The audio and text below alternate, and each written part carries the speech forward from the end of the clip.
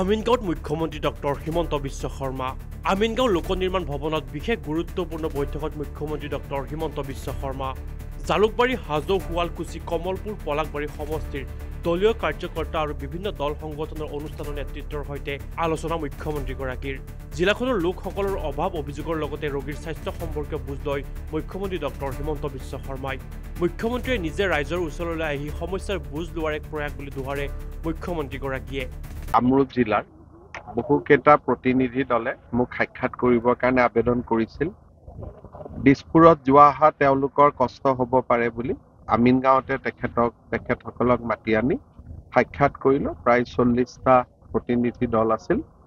তেওঁলোকৰ বিভিন্ন কথা বতৰা শুনিলো আৰু যি পাৰো সহায় কৰাৰ প্ৰতিশ্ৰুতি দিলো মুখ্যমন্ত্ৰীয়ে নিজে ওচৰলৈ আহিছে মই যেতিয়াই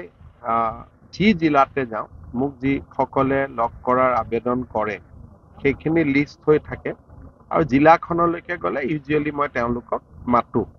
কিন্তু কেতিয়াবা আবেদন ইমান থাকে যে ইমান মানুহক লগ কৰাও ব্যক্তিগতভাৱে সম্ভৱ নহয় গতিকে অলপমান চাই পেলাই অগ্ৰাধিকাৰ ভিত্তিত লগ কৰোঁ যিখিনিক মই লগ কৰিব নোৱাৰো ডিসি এসপি তালৈকে পঠাই দিওঁ তেওঁলোকে যাতে লগ কৰি সমস্যাখিনি সমাধান কৰিব যত্ন কৰে জিলাখনৰ সকলোৱে দিছপুৰলৈ আহিব নালাগে মানে মই চেষ্টা কৰো কিন্তু এজন মানুহৰ কাৰণেতো আৰু 35খন জিলাতে সদায় যোৱা সম্ভৱ নহয় কিন্তু জমা হৈ থকা যিমানখিনি পাৰো মই চেষ্টা কৰো লগ কৰাৰ কাৰণে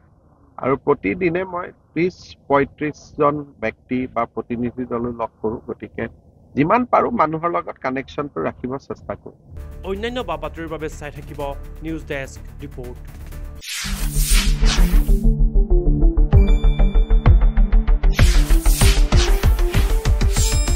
শুদ্ধ আৰু বিস্তৃত বাতৰিৰ বাবে চাই থাকক নিউজ ডেস্ক ৰিপৰ্ট।